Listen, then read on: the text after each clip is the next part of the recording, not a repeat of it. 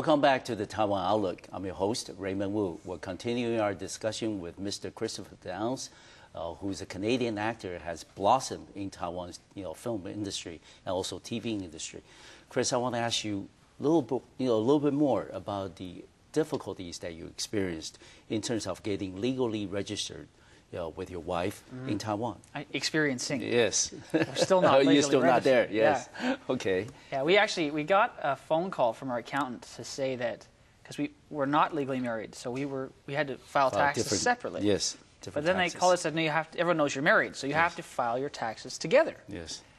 I was like, yeah, but we would. Yeah. But we're not, they won't let us be married. Yes. So we have to file them separately. They're like, no. The tax department and the government marriage department are different. So you just file married, and then after they realize that you filed married, then they'll tell you, you have to go get this thing. Yeah, I'm certificate. Then when they tell you have to, then I can go get one. Like I don't need to go through this process, which doesn't really work. Yes.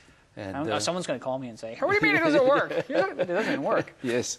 The reason it doesn't work, I think, is because the systems in Taiwan and the systems in Canada and the Taiwan embassy, or whatever it's called in Canada, are a little bit different. Taiwan is quite convenient, and I think they think abroad it's convenient too, but it's not. It's not. And I showed up in Montreal to talk to them once, and they were like, and it was like a Monday, and they're like, come back like a week from Thursday. Okay. And a person will be here who can discuss it with you.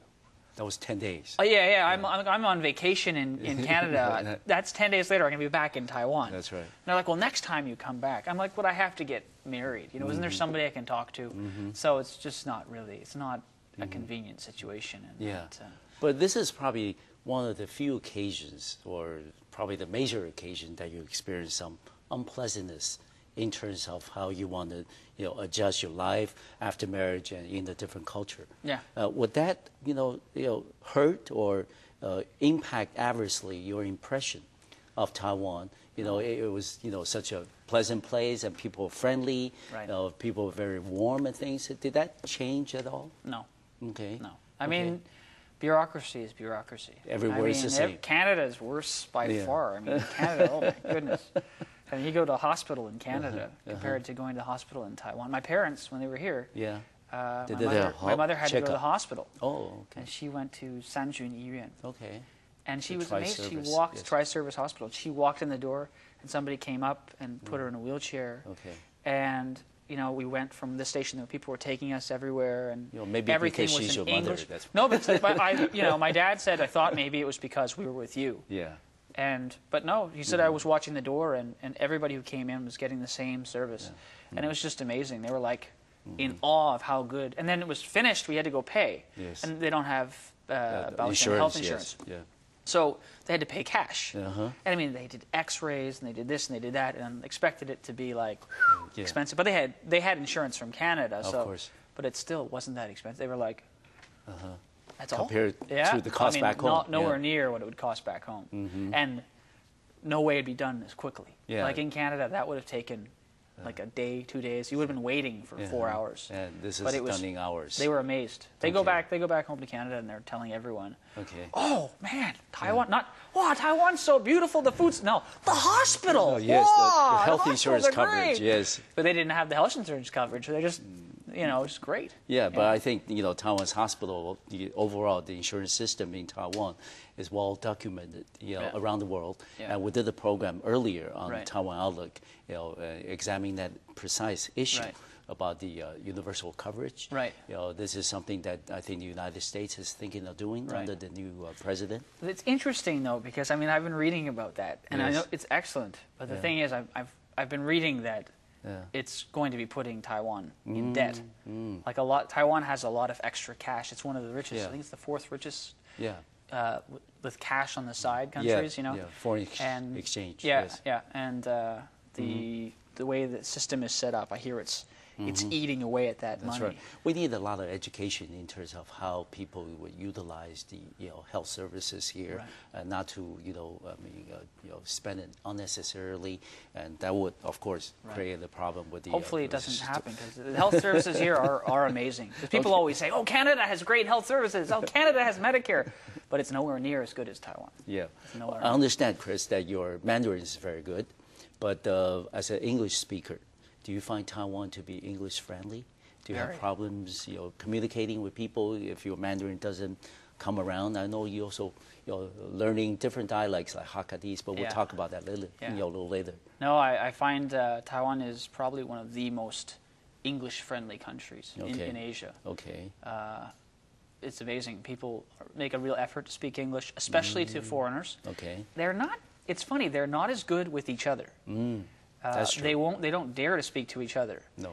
But if there's no other Taiwanese people around and you try to speak to them, they'll do their best to speak English. And I find the average Taiwanese person's English is better than Japan or Korea or. But there are ways that we can improve compared to countries like Singapore, Always Hong improve. Kong, and other things. Yeah. But overall, on the daily basis, you don't have any problems in terms of communicating. People make a lot of efforts. There's a lot of English signs.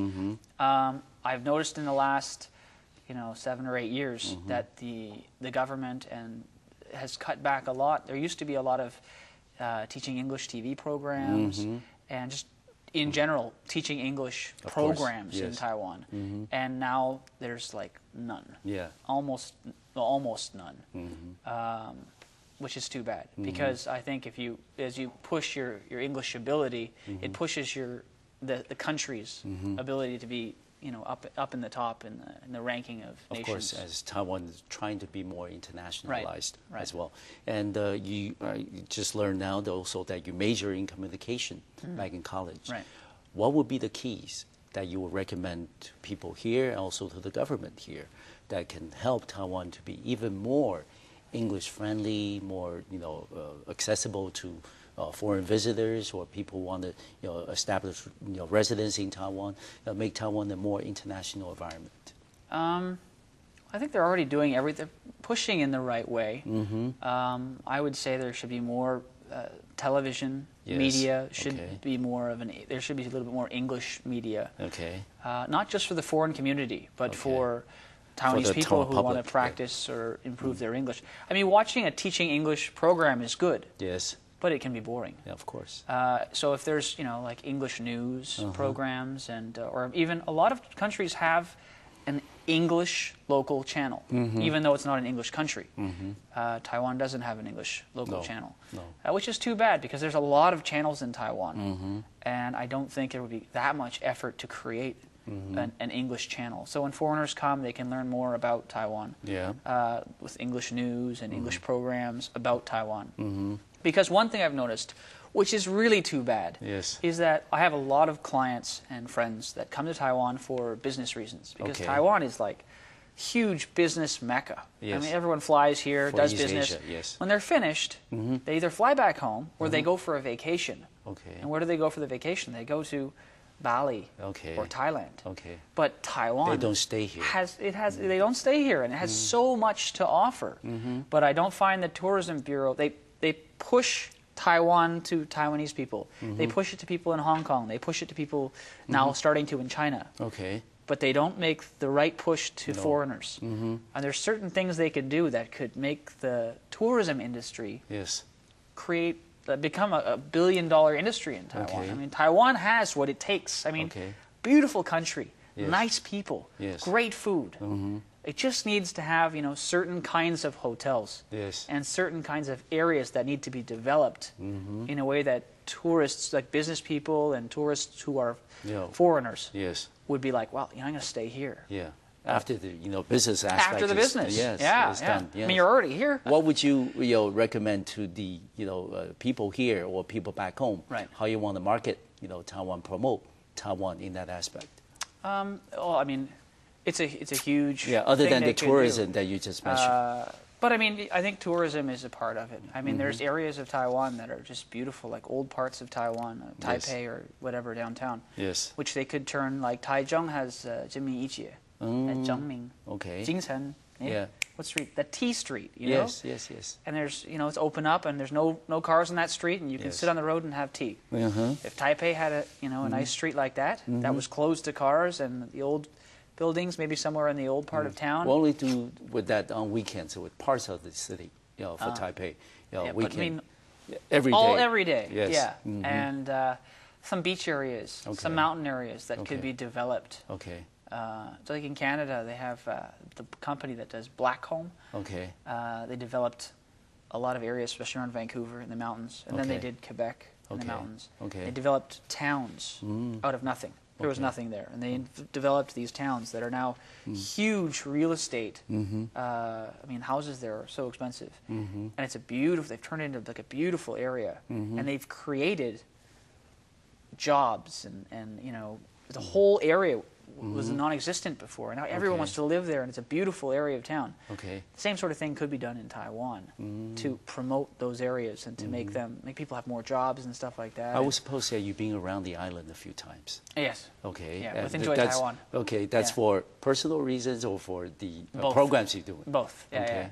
Well, What's your favorite destination for a short vacation? So hard to say. Okay, what are some of your favorites?